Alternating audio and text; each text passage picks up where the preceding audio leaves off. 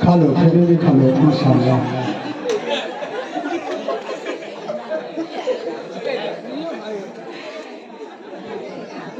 اسی چٹکی 90 تال تب دیکھو کھیتی کا حال. نحمده ونصلي على رسوله الكريم أما بعد فأعوذ بالله من الشيطان الرجيم بسم الله الرحمن الرحيم لا تقتلوا النفس التي حرم الله إلا بالحق وقال النبي صلى الله عليه وسلم أكبر الكبائر لا شراك بالله وقتل النفس وعقوق الدين وقول الزور. رلاتی ہے تیری حالت ہے مسلمان مجھ کو، رلاتی ہے تیری حالت ہے مسلمان مجھ کو، کہ عبرت خیز ہے تیرا فسانہ سب فسانوں میں. برادران ملت اور حاضرین مجلس، آج آپ ریڈیو اور ٹیلی ویژن میں سنتے ہیں کہ فلاں جگہ دہشت گردی ہو رہی ہے، فلاں جگہ دہشت گردی پھیلانے کی کوشش کی جا رہی ہے. آج دہشت گردوں نے اتنے لوگوں کو موت کے گھاٹ اتار دیا، اتنے لوگوں کو جان ضائع ہو گئے، اتنے املاک برباد ہو گئے، اور ان سارے جرائم کا مجرم اسلام اور اسلام کے نام لیوا کو قرار دیا جا رہا ہے. میں اس مختصر وقت میں آپ کو بتانا چاہتا ہوں کہ دہشت گرد کون ہے، پوری دنیا میں دہشت گرد پھیلانے والے کون ہیں، روئے زمین کے باشندوں کی نیند کس نے حرام کی، کیا اس کے ملزم واقعتاً اسلام اور اسلام کے نام لیوا ہے؟ یاد رہے بغیر کسی کی سوچی سمجھی سازش نہیں ہے. دوستوں اور اسلام کے پروانوں، اسلامی تاریخ مطالعہ کرنے والے جانتے ہیں کہ اسلام نے ہمیشہ امن و شانتی کی دعوت دی ہے، صلح عاشقی کی دعوت دی ہے، آپ سے محبت و الفت کی دعوت دی ہے، اخوت و بھائی چارگی کی دعوت دی ہے، میل ملاپ اور خیر سگالی کی دعوت دی ہے، نصیحت و خیر خواہی کی دعوت دی ہے، ظلم و زیادتی سے روکا ہے، فتنہ و فساد سے روکا ہے، حق تلفی اور حق ماننے سے روکا ہے، خواہ مخواہ کی نزاعت سے روکا ہے. اسلام کے عدل و انصاف اور دعوت امن و شانتی کا اندازہ لگانے کے لیے ضروری ہے کہ قبل اسلام کے حالات سے واقف ہو کہ اسلام سے پہلے دنیا کیسے کیسے حالات سے گزری ہے. دوستو 36 میں دنیا بڑی اضطرابی اور بے قراری کے حالات میں اپنے لمحہ گزارا کر رہی تھی. ہر طرف فتنہ و فساد پھیلا ہوا تھا. روم ہو یا ایران، پاکستان ہو ہندوستان، یورپ یا ایشیا، روئے زمین کا کوئی خطہ ایسا نہیں جہاں لوگ امن و شانتی کی زندگی بسر کر رہے ہو. اسی حالات کو بیان کرتے ہوئے قرآن کریم نے کہا ہے الفساد فی البر والبحر بما کسبت ایدی الناس. ایسا خطرناک اور تاریخ ترین اسلام کا ظہور ہوتا ہے اور اس مرتبہ و پریشان دنیا حقوق کو انسانی پیغام سنایا جاتا ہے، امن و شانتی کا پیغام سنایا جاتا ہے، صلح عاشقی کا پیغام سنایا جاتا ہے. اسلام کہتا ہے صلح جنگ سے بہتر ہے چاہے جھوک کر ہو. صلح حدیبیہ کی تاریخ کسے معلوم نہیں؟ مسلمانوں کو کس طرح اثناء سفر میں راستہ روکا گیا، مسلمانوں کو کس طرح اثناء سفر میں راستہ روکا گیا. قرآن کریم کہتا ہے ناجائز کسی کو قتل کرنا جائز نہیں، کسی کے املاک کو ہلاک کرنا جائز نہیں، کسی پر ظلم و زیادتی کرنا فساد اور دہشت گردی ہے، اور اللہ تعالیٰ فساد اور دہشت گردی پسند نہیں کرتا.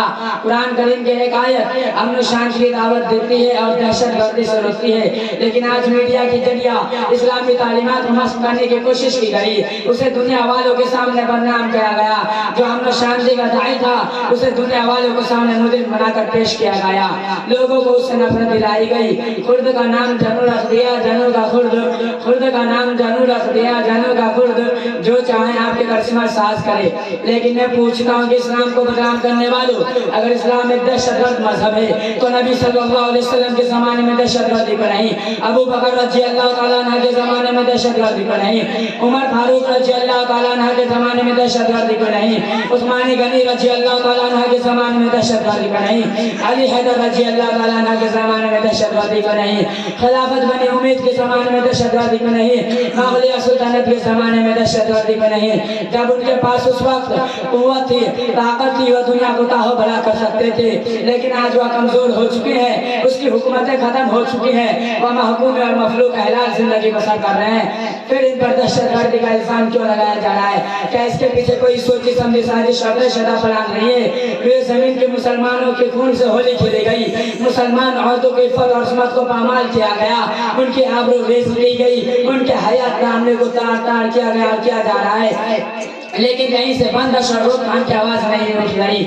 میڈیا میں کبھی یہ نہیں کہا جاتا کہ ان پر ظلم و زیادتی ہو رہی ہے, ان کے حقوق پامال کیے جا رہے ہیں. یہودی اور اس سے آئے لائے دھن کی قیمت ہے, مسلمانوں کی خون کی کوئی قیمت نہیں. اور ان پر ظلم بلائے ظلم یہ ہے کہ اسے میڈیا میں مجرم و خطاگار بنا کر پیش کیا جاتا ہے. لہٰذا پہلے یہ طے کرو کہ دہشت گردی کسے کہتے ہیں. کیا جان و مال کی حفاظت کرنے کا نام دہشت گردی ہے؟ عزت و آبرو کی حفاظت کرنے کا نام دہشت گردی ہے؟ اپنے وطن سے محبت رکھنے کا نام دہشت گردی ہے؟ اپنے وطن پر قربان ہونے کا نام دہشت گردی ہے؟